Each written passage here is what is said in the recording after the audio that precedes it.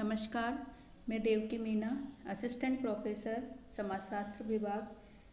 सम्राट पृथ्वीराज चौहान राजकीय महाविद्यालय अजमेर। आज का हमारा टॉपिक है मैक्स वेबर ने जो सामाजिक क्रिया की जो विशेषताएं बताई है उनके बारे में आज हम जानकारी प्राप्त करेंगे। इससे पिछले वीडियो में हमने सामाजिक क्रिया के अर्थ के बारे में जानकारी प्राप्त करी थी। जैसा कि मैक्स वेबर ने सामाजिक क्रिया को परिभाषित करते हुए कहा है कि किसी क्रिया को सामाजिक क्रिया तभी कहा जा सकता है जबकि इस क्रिया को करने वाले व्यक्ति या व्यक्तियों द्वारा लगाए गए व्यक्तिनिष्ठ अर्थ या प्रतीकात्मक अर्थ के कारण यह क्रिया दूसरे व्यक्तियों के व्यवहार के द्वारा प्रभावित हो और साथ ही उसी के अनुसार उसकी गतिविधि निर्धारित होती हो। तो मैक्स वेबर ने कहा है कि यदि किसी व्यवहार या गतिविधि में स्वयं कर्ता के द्वारा दिए गए अर्थ को जोड़ दिया जाए तो उसे सामाजिक क्रिया कहा जाएगा। जैसे कि विल्फ्रेड पैरेटो ने क्रिया में दूसरे व्यक्तियों द्वारा दिए जाने वाले अर्थ को महत्वपूर्ण माना है, लेकिन मैक्स वेबर ने स्वयं कर्ता के द्वारा दिए जाने वाले अर्थ को महत्वपूर्ण माना है, यानी कि व्यक्ति स्वयं या कर्ता जो क्रिया करने वाला है वह स्वयं क्रिया का क्या अर्थ लगाता है उस अर्थ को समझने पर मैक्स वेबर ने जोर दिया है। और इसी को मैक्स वेबर ने सामाजिक क्रिया को समझने के लिए उसके निर्वचन पर बल दिया है। तो आज हम देखेंगे कि मैक्स वेबर ने सामाजिक क्रिया की कौन कौन सी विशेषताएं बताई है।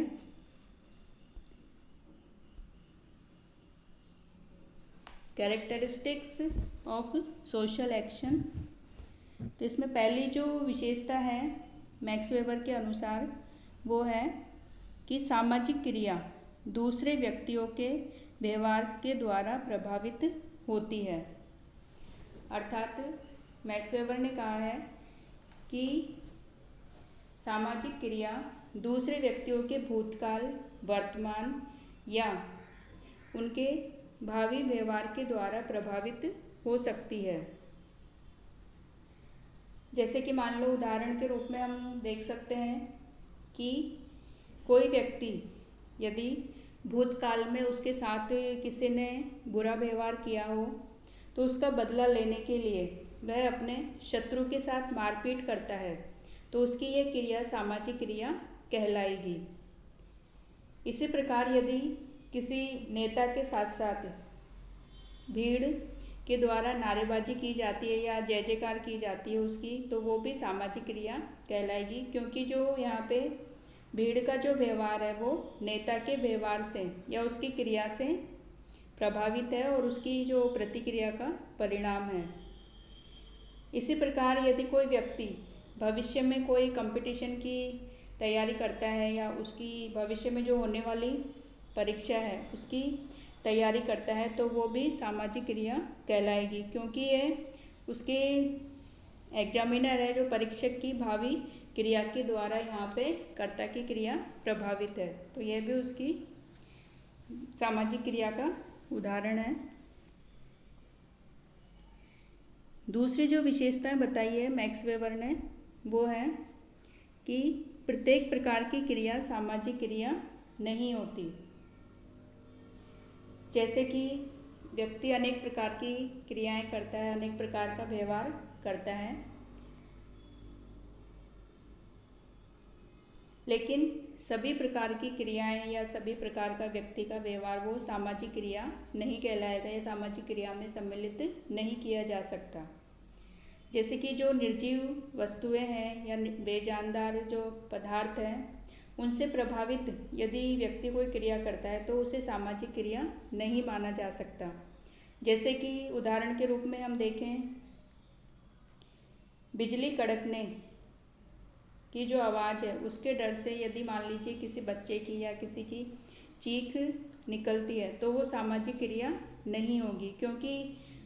उसकी यह क्रिया निर्जीव वस्तु या निर्जीव घटना या बेजानदार घटना के प्रति प्रभावित है या उसके प्रति व्यक्त की गई है। और इसी प्रकार अकेले में बैठकर ईश्वर का भजन करना भी सामाजिक क्रिया नहीं है। लेकिन यदि इसके स्थान पर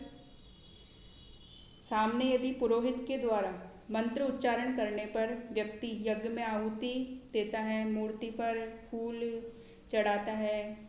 या और वस्तुएं चढ़ाता है, तो उसकी यह सामाजिक क्रिया कहलाएगी। उसकी क्रिया ये सामाजिक क्रिया के अंतर्गत मानी जाएगी, क्योंकि यहाँ पे जो व्यक्ति का व्यवहार है वो पुरोहित के व्यवहार से प्रभावित हो रहा है।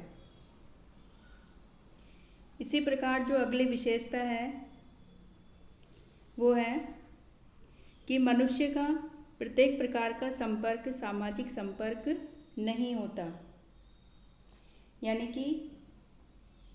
व्यक्ति विभिन्न व्यक्तियों से संपर्क करता है, व्यवहार करता है, तो उसका सभी प्रकार का जो संपर्क है या व्यवहार है वो सामाजिक संपर्क के अंतर्गत नहीं माना जाएगा। उसे केवल उसी सीमा तक सामाजिक कहा जाएगा जहाँ तक कर्ता का जो व्यवहार है वो दूसरे व्यक्तियों के व्यवहार से अर्थपूर्ण रूप से संबंधित हो और साथ ही उनसे प्रभावित होना चाहिए। जैसे उदाहरण के रूप में हम देखें कि सड़क पर मान लीजिए दो स्कूटर सवार टकरा जाते हैं आपस में और एक दूसरे को बिना कुछ कहें वो चले जाते हैं, तो ये उनका जो संपर्क है ये सामाजिक संपर्क नहीं होगा या सामाजिक क्रिया नहीं होगा। लेकिन इसके स्थान पर यदि टकराने के बाद दोनों मारपीट करते हैं, आपस में झगड़ा करते हैं, तो उसे सामाजिक क्रिया कहा जाएगा, क्योंकि इसमें दोनों व्यक्तियों का जो व्यवहार है वो एक दूसरे से संबंधित है और साथ ही एक दूसरे से प्रभावित भी है। अगली जो विशेषता बताई है मैक्स वेबर ने वो है कि सामाजिक क्रिया में दूसरे व्यक्तियों की क्रिया से अर्थपूर्ण रूप से प्रभावित होना आवश्यक है। यानी कि सामाजिक क्रिया न तो अनेक व्यक्तियों द्वारा की जाने वाली एक सी क्रिया को कहते हैं और न ही उस क्रिया को सामाजिक क्रिया कहेंगे जो केवल दूसरे व्यक्तियों द्वारा प्रभावित हो। यहाँ पे मैक्स वेबर ने दूसरे व्यक्तियों द्वारा और दूसरे व्यक्तियों के व्यवहार के द्वारा प्रभावित क्रिया में अंतर किया है। उदाहरण के रूप में हम ये देखें कि रास्ते में कुछ व्यक्ति जा रहे हैं एक साथ और अचानक यदि बारिश शुरू हो जाती है तो सभी व्यक्ति अपना अपना छाता लगा लेते हैं, तो उनकी ये क्रिया सामाजिक क्रिया नहीं मानी जाएगी, क्योंकि जो छाता लगाने की जो क्रिया है वो एक दूसरे व्यक्तियों की क्रिया से उनका कोई संबंध नहीं है, बल्कि इसका जो संबंध है वो बारिश से है। और इसी प्रकार दूसरे व्यक्तियों की क्रियाओं का केवल अनुसरण करना वो भी सामाजिक क्रिया नहीं माना जाएगा, जब तक कि दूसरे व्यक्ति या व्यक्तियों की क्रिया से अर्थपूर्ण रूप से व्यक्ति का व्यवहार प्रभावित नहीं हो जाता। यानी कि व्यक्ति का व्यवहार दूसरे व्यक्तियों के व्यवहार से अर्थपूर्ण रूप से प्रभावित होना आवश्यक है।